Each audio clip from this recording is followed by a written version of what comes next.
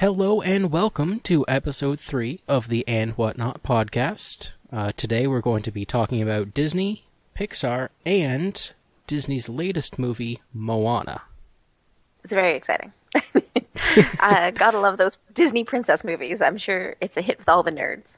Yes. Well, in Moana, they specifically try to make it not a princess movie, but we'll get into that when we get there. So, I was going to say, put a pin in that one. I have some opinions. All right, so we have a little bit of follow-up from the previous episode. At one point, we were talking about various series that we had read, and I said that the author of the Pendragon series was DJ Hale. I was close, but not quite right. It's DJ Mac Hale, not that it really matters all that much, but we thought we'd get that out of the way. And at one point, Sonia says that the Harry Potter books are set in the 80s. Technically, they're set in the 90s. See, I would like to clarify myself in that, indeed, I did get it confused because he was born in the 80s. So, I mean, the whole, Voldemort killing his parents thing, that's, in the story. So it's set in the 80s, so I'm only slightly wrong. The flashbacks and that's in the story, stuff, is it not? The main setting is in the 90s. Some of it I'll just keep takes saying place I'm in the half 80s. Wrong. So now that we got the follow-up out of the way, what's new with you? Well, it's of course December now, which I cannot believe how fast this year has gone. So We're just getting all set up for Christmas and doing our Christmas shopping and all that fun stuff. So we went and got our tree on the weekend, went out and hiked in a field and chopped it down. I supervised. So it's up in the living room. I'm currently basking in its nice colored glow right now. So we have our outside lights up and our Christmas tree up, and Christmas presents are about halfway done. So as I say, making good progress. Yeah, I've still got some shopping to do. I've actually got another Amazon order on the way. Got the shipping email a few minutes ago. So I don't think there's that much that I still need to get. Probably one or two things, just kind of fill it out, but not too much. That's good. I mean, what age we live in where we can just go on Amazon or whatever and click on a few buttons and it comes right to our house. No more trekking to the mall in a blizzard anymore. Yeah, I know. It's so handy. Although shipping on some things, it's awful. I usually just add a whole bunch of stuff to my wish list and then just buy it incrementally, so that if I actually need to buy something and it's only $20, I have some other $15 piece of crap that I want that I can just add to reach the free shipping threshold. And that's the worst part. I looked at something and the total for my cart came to $40, which, wouldn't be crazy. I would buy that to not have to go out and go get it. But shipping was $50. I'm like, no, I'm going to the store. I'm not paying more than the things to have it shipped to me.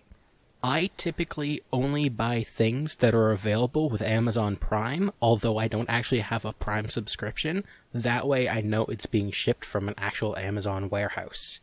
Oh, is that how that works? Yes. So if it's available for Prime, it's actually shipped by Amazon themselves rather than a third-party seller that uses Amazon's marketplace. So that's probably why your shipping was so much. It was probably some US seller that had it listed on Amazon.ca. Oh, I wasn't on Amazon anyway. I was on Etsy. Oh, okay. Well, that's not comparable then, because you're on a different website. I was just sharing my story of how much shipping sucks. I know. Shipping is awful. I wasn't ragging specifically on Amazon. Yeah, I know. A few weeks ago, I bought a couple hats online, and they're for sports teams. So obviously there's going to be the sports team merchandise markup, but then the league is in the US, so they only have US retailers for the stuff.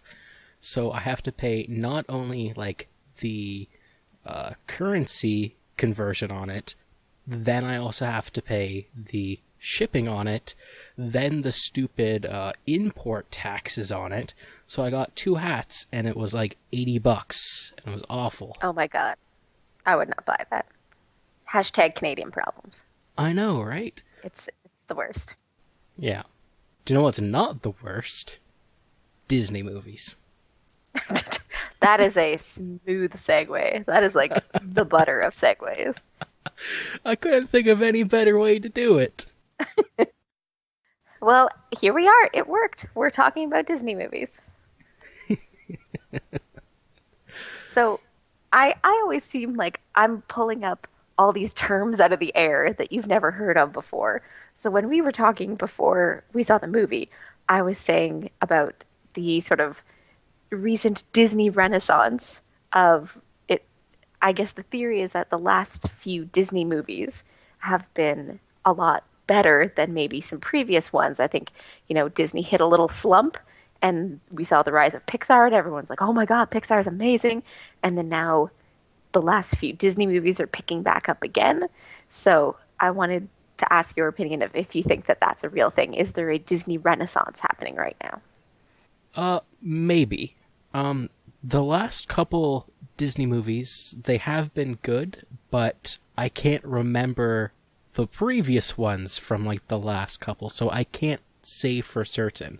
I know, some of the last Pixar movies, I haven't even seen, so I can't really talk about them. So I don't know if it's Pixar slumping, or just Disney getting better, or a combination of both of those.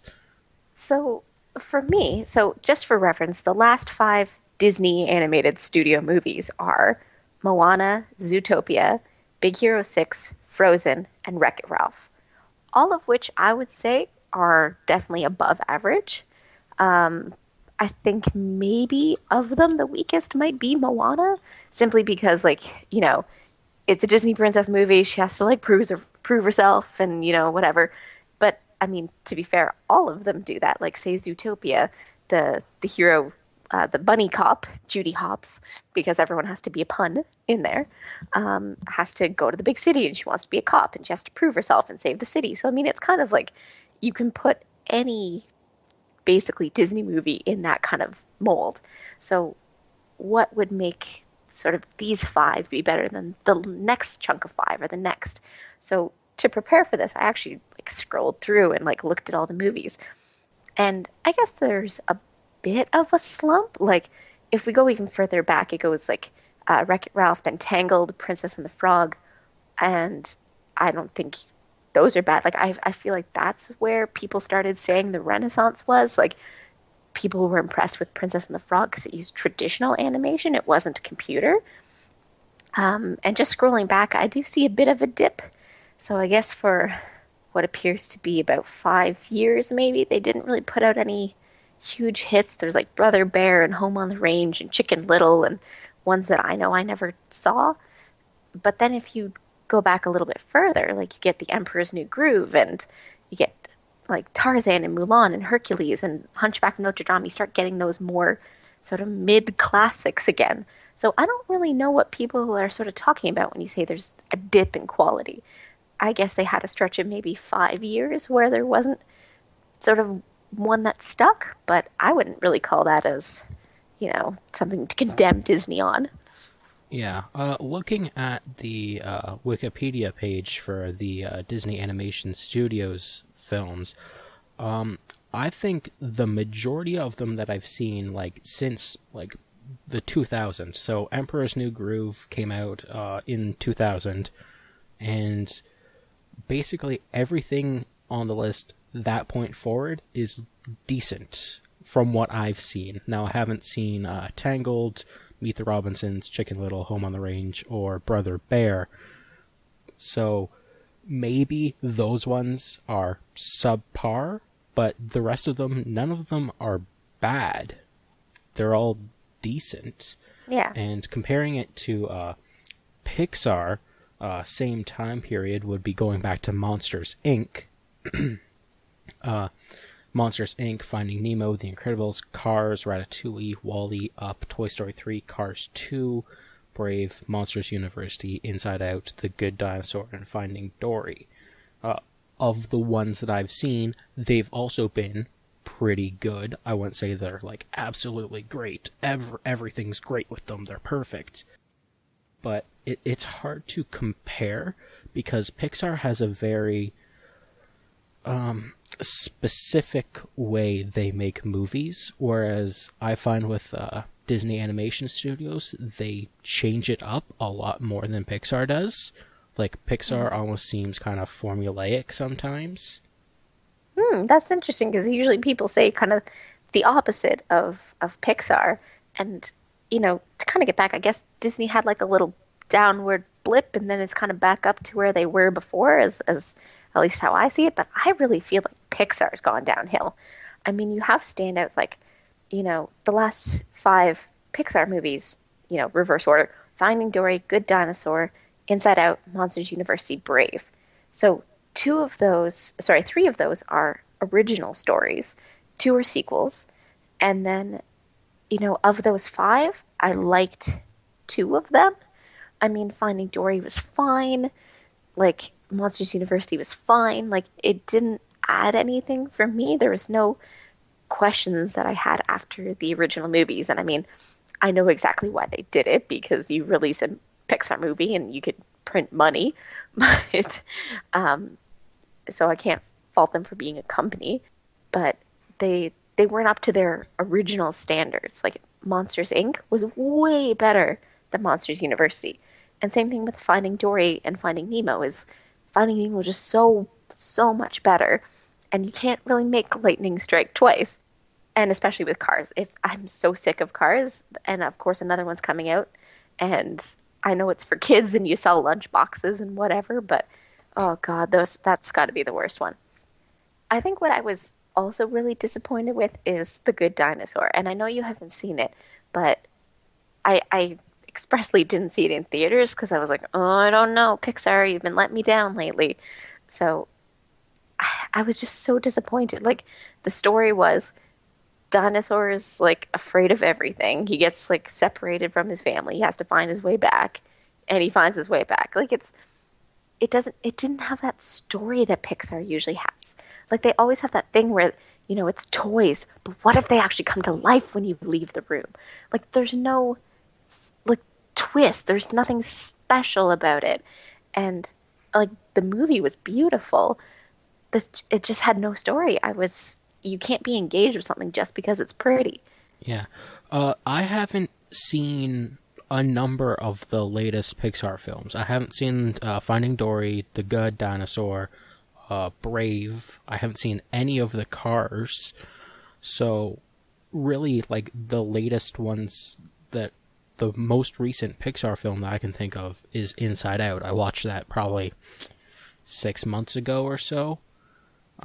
And it was alright, but again, it was nothing special. Like, back with, I think one of, like, the most well-known, at least to me, Pixar film is definitely Toy Story, because that's kind of where it started with them. Well, that is where it started with them, and it was basically groundbreaking at the time. It was so well done.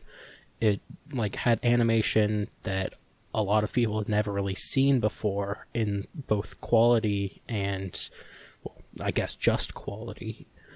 But I don't know if that's the high point or if the high point is somewhere else. And it's kind of hard to tell because it spans so long that it's hard to compare them.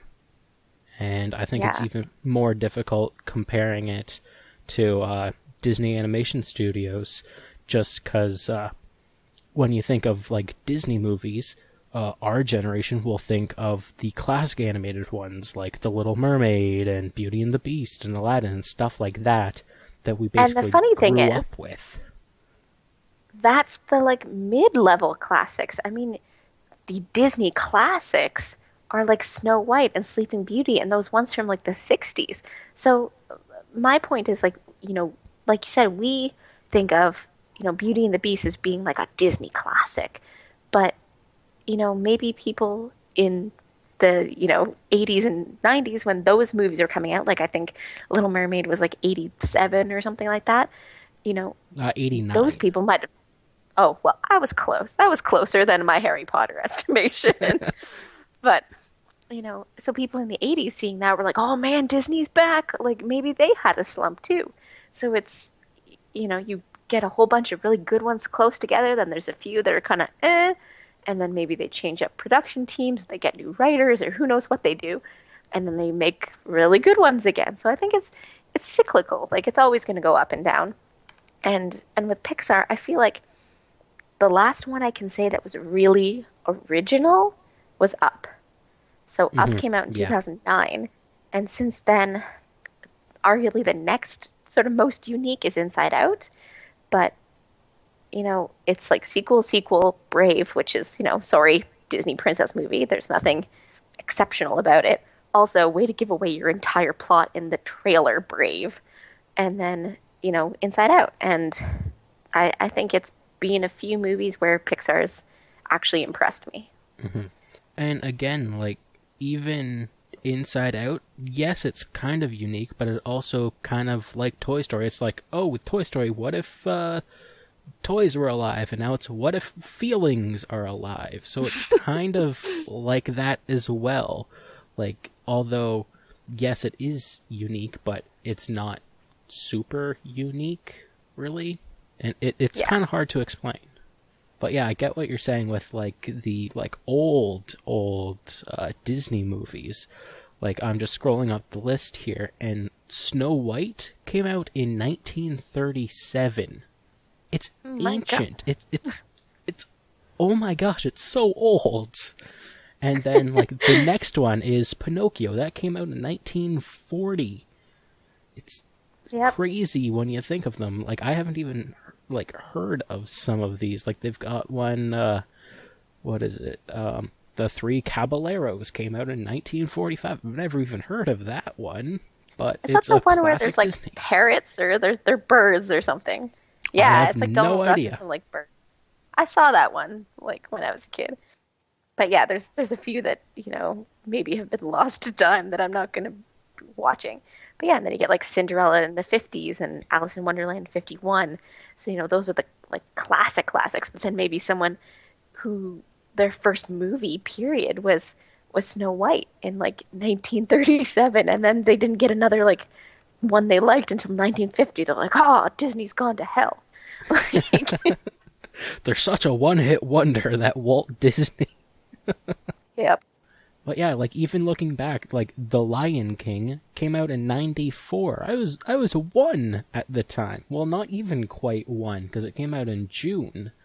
So it's crazy, like thinking back on some of these movies and just how old they actually are. And fun fact, The Lion King was the very first movie I ever saw in a movie theater. I went with Dad to the 3-star cinema, and my feet stuck to the floor, as it should. It's hard to compare them because although they're similar, they're also so different as well. Exactly. Like you said, the subject matter spans a lot more. I mean, even look at, the last 5, Moana, Zootopia, Big Hero 6, Frozen, Wreck-It Ralph. The only 2 you can really compare are Moana and Frozen because they're both princess movies. And that's about it. Like video games and like comic book heroes and anthropomorphized animals. So Yeah. I think what Pixar could do is just have more originality. Like they seem to just be doing sequels of things. Like Monsters University, not as good as the original. Finding Dory, I haven't seen, but I've heard that it's not as good as the original. And now they've got a billion of the Cars movies. Not quite, but they're coming out with a third. I don't even know how the second one did compared to the first, because I haven't seen either of them. But it seems like they're like, oh, this is working good, let's just do this, rather than trying to reinvent itself. and maybe, I'd have to look up the year it happened, but obviously Disney acquired Pixar. So maybe that has some influence. If some of your biggest franchises, if you release another Toy Story, guess what? We're going to have a great quarter that quarter. You know, I Yeah. get that they're a business and they have to sell what makes money too. And unfortunately, you can't live on art and creativity alone. So I get why they do that, but it is true of, you know, if you're not focused on the story and making, you know, art and what you want to do and what you want to say, and it's, oh, we have to churn out three sequels and you can have two originals if you do. Like, Yeah. I can understand they're under pressure constraints as well. Yeah, all right. Looking at the box office earnings for Cars, the original one, they brought in 462 million. For Cars 2, they brought in 562 million. So $100 million more. So I guess it did pretty good. Now, that being said, I am looking forward to The Incredibles 2, because I really liked the first one, so I want to see the second one, now that I've been ragging on Pixar for only doing sequels. I know. I was just about to say the same thing of like, please don't let me down, Incredibles 2. I Yeah, I want to see what they do with the story. Like, how old are the kids gonna be? Like, what's gonna be happening? So, yeah, I'm cautiously optimistic. I mean, even the worst Pixar movie is still better than most movies in general. Maybe not yeah, most Disney movies, but movies in general. I'd rather go see a bad Pixar than like a bad anything else. yeah. So, the original Incredibles came out in 2004. The Incredible 2 is slated for release in June of 2018. So it'll be 14 years between the two. So I'm not sure if they're going to do kind of what they did with Toy Story and actually age the characters so it ages with the audience, or if they're just going to have like a small-ish gap between the two, maybe like 5 years or something like that, so the kids are a bit older and we can actually see Jack in action. He got a lot of action at the end of the last one, so Well, yes, he's but you know what I mean. Like on a I know mission what you with them. Yeah, it's going to be interesting. I am excited. At least like they have Brad Bird writing and directing again, and I think having at least some of the same team might help the lightning strike twice, but we will have to see. Yeah. So, I think that's enough build up, and maybe we should talk about the film du jour. So, Moana, we saw it on the weekend, and so I guess to start, the overall plot summary is that Moana is a princess, although she never calls herself a princess. Her tribe lives on this island, and she is the daughter of the chief, and she's going to become the next chief. And her whole life, she's always wanted to be sort of an explorer. It seems she wants to be on the ocean. She wants to go sailing, and her father never lets her. He's like, you can't. He won't even let her touch water. It's really hilarious. Like the whole first song is about how she has to stay and her duty is to her people, and he won't even let her touch the water. If they're in the song, it's like, and no one leaves the village is one of the lines, and I'm like, okay, red flags everywhere. But so it turns out when she was a child, the ocean, which kind of is a ambiguous spirit, picks her to save the world, basically. So in this world, the demigod Maui, who stole the heart of Tefiti, the goddess who creates life and islands. He stole sort of this magic gem that gives her powers and wanted to give it to the humans, but he gets attacked by this lava monster on his way. So he's sort of lost, and the stone is lost, and it's the ocean that picks Moana to go out and save them.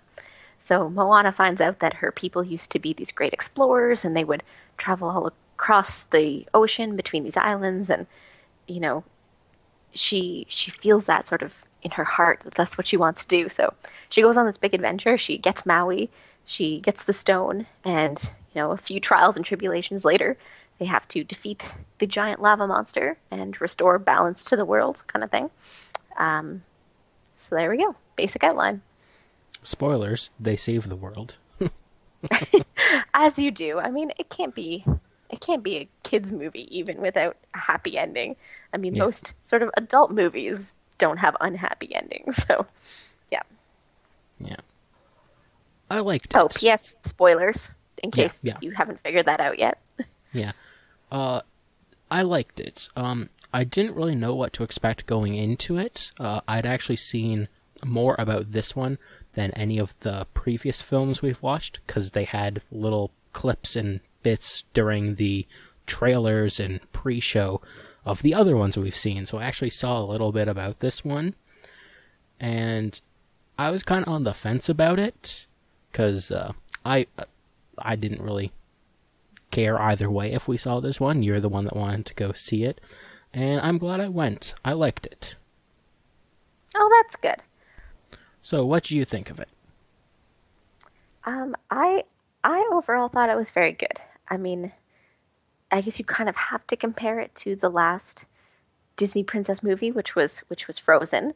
Um, is it as much of a standout? Is it going to be as big of a hit as Frozen? I don't think so. And I do think it's funny, like, you know, she is the daughter of the chief, and Maui calls her like, "Oh, hey, princess, come get on your boat or whatever." And she's like, "I'm not a princess." And he's like, "Well, you're the daughter of the chief." And okay, whatever you got to tell yourself there, sweetie. And so even though they're trying to poke fun at the tropes, and at one point he's like, "I don't know, you're this young girl with this goofy animal sidekick. I think that means you're a princess." And everyone has a good laugh, but points on you for being, coy about it, but then negative points for still doing the trope. She has two animal sidekicks even. One is completely unnecessary. Did you remember that she had a pig? The pig doesn't even go on the adventure.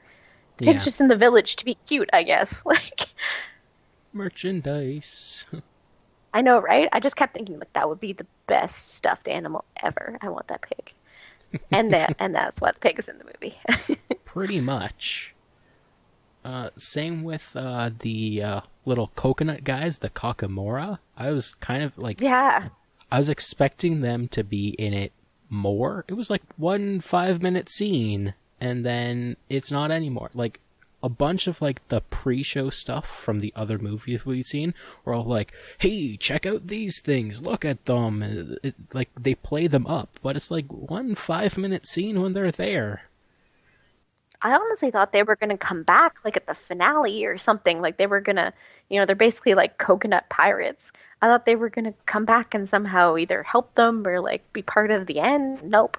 It's Yeah, every like challenge is a standalone. It's like, okay, we got the pirate coconuts, then we got the sparkly crab, and then we got the lava monster. And that's the movie. yeah. Like, I think the Kakamora were more. I don't know if it's actually part of some Polynesian mythos or something, but I was expecting them to be in that more, and since they're not, I'm kind of expecting them to just be merchandise sellers, kind of like how the minions were, and the minions evolved crazily. I honestly forgot that they were in the movie until you just mentioned them. I was like, oh my God, I forgot about the coconuts. I think they don't have a song. Like, and full disclosure, I bought the soundtrack for Moana because obviously we're talking about it, and one of the biggest things is how are the songs. So I needed to like review it, and I think I forgot about them because they don't have a song. Well, you didn't have to buy it, they're all on YouTube, but all the songs are. I can't listen to them in my car in YouTube. Just download them. Just use one of those like YouTube MP3 ripper websites. They're so handy. Whatever. It's just easier to pay like the $9 to iTunes. Just it's convenience more than anything now. Yeah, that's one thing about Moana is that a lot of it's not really memorable. Like, even like the songs, I don't remember any of them. Like, it's not going to be popular like Frozen with Let It Go. It's just not gonna catch people's attentions that much. I agree. Nothing again, it's hard to compare because nothing is ever going to be like Let It Go ever again. I guarantee it. But, you know, listening to the songs, I'm trying to think of which one is my favorite, but it's hard to pin down a favorite. I feel like they're all just on the same kind of they're good/okay level. I don't feel like it goes above that. There's nothing where I was singing it all the time when I left, or I could like picture myself like just belting it out in the car when I'm by myself, like I did with Frozen. But you know, I feel like they were good, and I really feel like they incorporated like the Polynesian singing in it very well. I think this is the Disney movie with the most sort of non-English songs in it, which really adds to it. And like even in some of the English songs, there's a lot of, Polynesian singing, and I feel like it adds a lot, but Yeah. there is no hit. There's no hit in there. Hmm. I think my favorite song is the one when she learns about like the ancestors past, like whatever the song during that bit's called. I don't know what's called, but that's We know the way. Okay, See, I did my homework. good for you. That's the only one that I think was good. Like, the rest, like you said, are all just kind of okay. Like, there's not one that's like stand out. Like, Let It Go was. And speaking of that song, as we're in the theater, I believe I like hit you and was like, "That's Lin-Manuel singing," because obviously Lin-Manuel Miranda from Hamilton fame wrote the original songs, like all the sort of English songs in this, and he sings in that song, and I'm like, "Ah, I found you, I got you, I know where you are." And surprisingly, Maui has a song called "You're Welcome," which I guess is meant to be kind of the big funny song. And Dwayne "The Rock" Johnson, who plays Maui, actually sings the song, at least according to like the iTunes credits and like everything I see on Wikipedia. He actually sang it, so good for you. Good for you, The Rock. Yeah. During that song, like Maui's like heavily tattooed, and each tattoo tells a little story. And in that song, the little tattooed figures running around, and it's all animated as if it were in the tattoo. And it reminded me very much of the pottery bit in Hercules with the muses. Ah, yes. So I'm pretty sure that was like a direct throwback to it, because it looked very similar. If not, that's a happy accident, I think. Yeah. What I like and what I actually noticed in there is when they sort of zoom in on the tattoo, you can actually see so much detail. They put little cracks like you're looking at skin. And I'm like, okay, we've hit the like limit of graphical capacity. Like you don't even have to say a movie looks good anymore. It was kind of my thing with when we talked about Doctor Strange of like I didn't even have to tell anybody it looks good because it's going to look good because we live in an age where you can computer render anything. So Yeah. naturally it's going to be beautiful. Yeah. It's almost a moot point these days. Yeah. But speaking of that, they did a very good job of animating the water in Moana. Of course, it's like 95% water, so yes, they're going to have to do a good job. But it looked really good.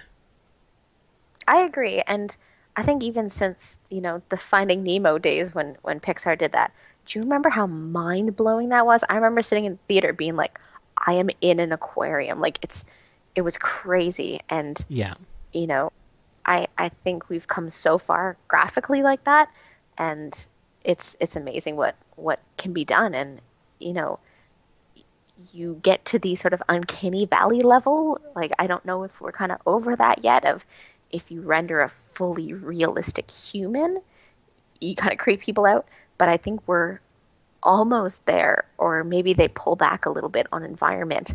And actually, in The Good Dinosaur, I remember the same thing of like the environment. Like I almost felt like I was there. I think they pull back a little bit to avoid that uncanny valley, maybe even with environments. But it's amazing. Yeah. I don't think we're quite at the uncanny valley with movies yet. With video games, we're getting close, especially now that they have face capture and stuff like that they're actually introducing into video games more and more and more these days. Kevin Spacey actually did a role in one of the more recent Call of Duty games, and it's kind of odd seeing it so close but not quite right to his actual face. It's kind of creepy. Welcome to the uncanny valley, my friend. Yeah. So you're aware of what that Yeah. phenomenon is, right? Yes. Okay. Like, That's why I said we're just in getting case. there. We're almost there with video games, but not quite with movies. Just in Because case anyone is confused, so the uncanny valley is a phenomenon that happens where as you get more and more realistic to actual humans, it can be visual, it can be in like a video game or a movie, it can also be robotics. The closer you get to being actually human, the more creepy a thing looks. And basically, the theory is that it's getting so close to perfect that the perfection amplifies the flaws. So you notice when, a muscle doesn't move exactly the certain way, or you notice if it takes a little bit longer to blink, or, something like that, where it's so close, but not quite.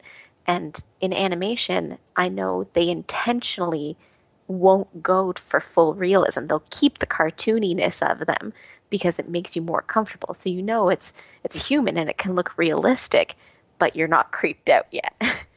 yeah. And so, speaking of some of the cast, like we mentioned Dwayne Johnson, who I guess is sort of top billing star. Hmm. You know, how do you feel about his performance as Maui?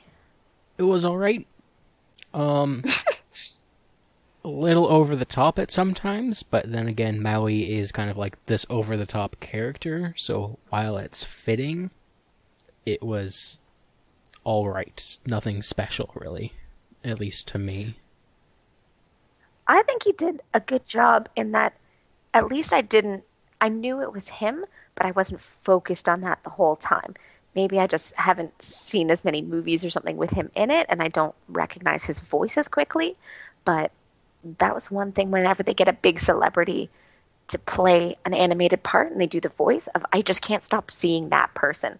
Like my favorite example is the movie Paul, where Seth Rogen plays the alien Paul and he does zero to disguise his voice. They Yeah. keep in all the Seth Rogen like laughs. And I'm just like, I can't not see you right now. It takes me out of it. And as that maybe I just haven't heard his voice that much, but it didn't pull me out. I knew it was him, but I could easily just forget that too, which is a selling point. Yeah, with Paul, it wasn't Seth Rogen playing an alien, it was Seth Rogen animated as an alien. And Exactly. that's where some things like voice acting gets messed up. It's not this person being the character, it's the character being the person.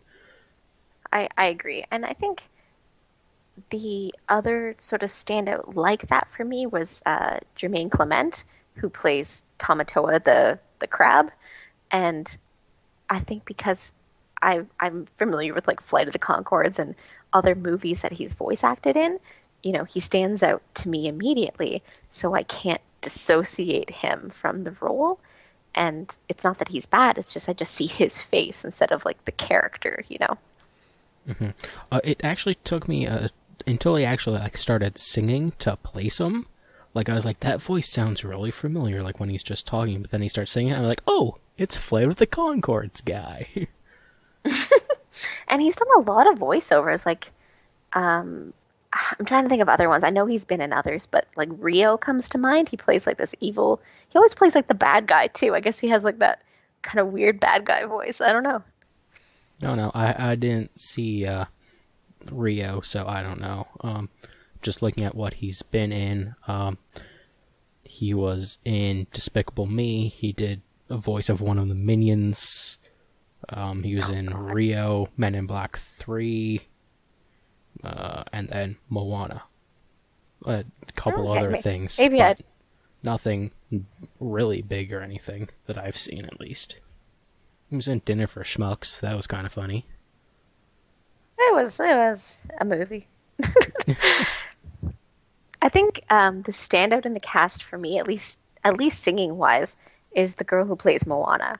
Mm. And again, as far as I can tell, the speaking voice and the singing voice are the same person. I have found no information to tell me otherwise. So I think she was amazing singing. Like definitely, stand out for sure. Yeah, I was looking on various websites and whatnot, and the only time that she's not singing is during like the first song when it's still like toddler her. Yeah, there was someone else for that bit, but the rest which of makes it sense. is her, like the main voice actress. And then Alan Tudyk actually plays Hey Hey, which is the stupid chicken. And and I love him, and he does so much voice work now, so much. Like, and I think Disney must own his soul or something, because he's in this. He was in. Well, he's going to be in Rogue One as the voice of like one of the robots. He was in Wreck-It Ralph. He was in like all these other ones too. But I mean, good for him. Like, stay busy, stay in Hollywood. So, Yeah, I, even if you were just a rooster, I appreciate your performance. yeah. It's funny, like, I was kind of, like, scrolling through, like, on IMDb, and I saw that it was Alan Tudyk, and I was like, oh my gosh, the chicken's Alan Tudyk! And I was like, now that I know who it was, I can be like, yes, those chicken clucks did sound like him. They do sound familiar, don't they? Oddly enough, I think they the surprise to me was the person who plays Moana's mother is Nicole Scherzinger from like the Pussycat Dolls. do. Yeah.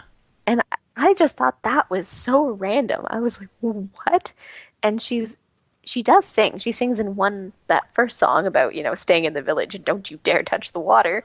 But I feel like, say what you will about the Pussycat Dolls, but Nicole Scherzinger is actually a good singer. I feel like they could have used her better. Yeah, she really didn't have anything to say throughout the movie. Like, there was like, oh, hey, how you doing? Or, hey, you're now back at the island. And it was maybe like 2 minutes of speaking and like the 3-minute song. So, I guess you got to get your foot in the door somehow. So now she has experience and maybe she'll be in another movie. But I was surprised at that looking through the cast. yeah. I'm almost surprised that they didn't give Lin-Manuel Miranda a character. Like, he's in the song, but Yeah. he doesn't actually play a person, which I thought was surprising. But I guess, you hire a guy to write some songs, not to be a character. But I thought they would have thrown him in there for something. Yeah. So now that we've talked about characters, what did you think about the actual plot of the movie? I mean, it's always going to be, you have to caveat of, it is for children. It is a kids movie. It doesn't exclude adults from enjoying it. And, I feel like that's a mark of a good kids movie is if, we are two adults and we went and we sat there and I feel like we enjoyed ourselves. And that's great. But you have to remember, it's going to be simple. It's like, oh, she kind of fights with her father and she has to go out and do her own thing and be all independent and she saves the world. And the trajectory it's going to go. She's going to complete the quest. But I feel like we sort of mentioned before, it was each sort of challenge was its own little thing. It was like, we met the coconuts, we met the crab, and now we do the thing. And it's, I don't know. I feel like it was formulaic, but it has to be, so. Yeah, I feel the same way. Like we said earlier, I was expecting the Kakamora to be in it a lot more because of how much they played it up in some of the pre-roll stuff that I'd seen. And so I was kind of expecting it to be, oh, here's the first encounter, then we'll go do another thing, and then, oh no, it's them again, they're following us, and stuff like that. But like you said, it was very much just, here's problem A, we fix that. Here's problem B, we fix that. Here's problem C, we fix that. Yay, we saved the world. And like you said, like, it is a kids movie, but they could have made it more fluid with some of the things, because it was very much, we gotta sail here and do this thing, then we gotta sail there and to do this thing, then, oh, look, more sailing. We have to get there and do that thing. It was very much disjointed at some places because of the one location, second location, third location thing. What it makes me think of is I recently watched Kubo and the Two Strings. Oh, I haven't seen that yet. How is it? It's okay. I mean, I watched it. I wouldn't say it's a must-see. Again, you kind of watch it for the animation. I mean, you just look at it and just know how much effort all that like posing and claymation stuff took. Like, oh, those people. But I thought it was decent. Again, you can see the twist coming from a mile away because it is a kids' movie, I guess. But it made me think of that because it lays out its whole premise, and to defeat kind of the big bad guy, Kubo has to get the special sword, the special helmet, and the special armor. And so he has three little things that he has to go here, get the thing, here, get the thing, here, get the thing. So it's kind of that same quest structure. Mm-hmm. But again, like I said, you don't go to a movie like that for the plot per se. You go for the songs, maybe like see a famous person be one of the actors. It's a different target audience, I guess. Yeah. All right. How did you like their Polynesian culture and myth stuff? Because a lot of previous movies have been based on like Hans Christian Andersen and the Brothers Grimm, so it's all very European folklore focused. Apart from like Mulan and Lion King, where it's lions, it doesn't really count. But I really enjoyed the setting. I mean, as I said, I thought the singing was great. Like to have the Polynesian singing, it's completely set the tone. And now having listened to the soundtrack without the movie, a lot of the songs, like I almost didn't notice how much like each song had bits of the Polynesian singing, and then also just how many full segments of songs, like the whole song, it might only be a minute, but the whole thing was in a different language. And to not really notice that in the movie, like, I mean, say The Lion King, that first like song with the sunrise on the savannah, I'm not even going to try to do the impression because I would just embarrass myself. But that song, I feel like it's the only sort of African song. Like everything else is in English, and this really incorporates the culture, at least in the songs, a lot better for me. In terms of like how the characters sort of act and behave. I mean, I don't feel like the setting didn't drive the plot as much, which is fine. It's obviously based on like Maui is a god in Polynesian folklore, so they are using elements of that culture, which I think is good, and it's a culture I'm very unfamiliar with, so it's all brand new. It's very refreshing to me. Mm-hmm. I felt the same way about the Polynesian culture. Like, I don't know basically anything about it, so it was nice having something presented to me that tells me a little bit more about it. Now, it's not like super in-depth or anything, and that being said, there's a bunch of different Polynesian cultures. Like, there's Hawaiian, there's Maori, there's all these other ones that all have similar aspects to them. So I think Maui is a demigod in like 4 or 5 different cultures, but they're all Polynesian cultures. So just doing some reading and stuff, it seems like Maui was more based on the Hawaiian version versus some of the other ones. And then like the Tafiti and Taka seem to be original.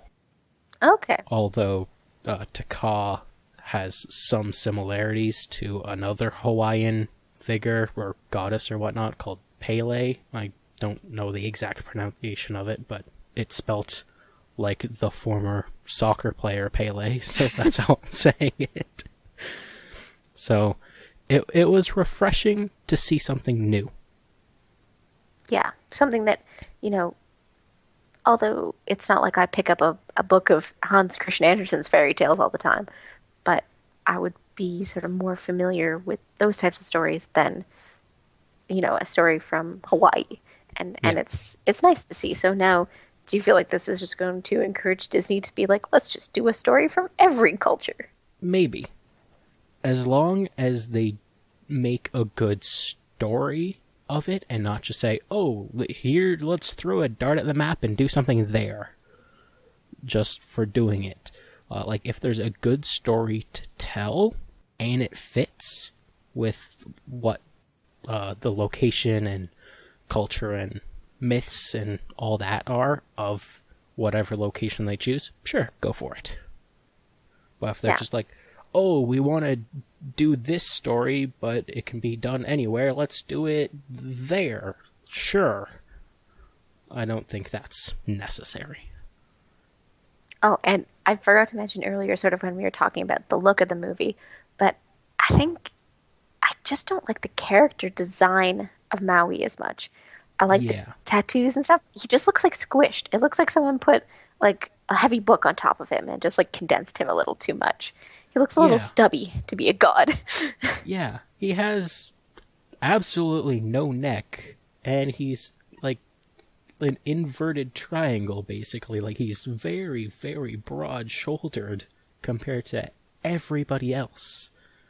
And like Moana looks like a human. Like she looks like a normal person and he looks like a more cartoon. Yeah.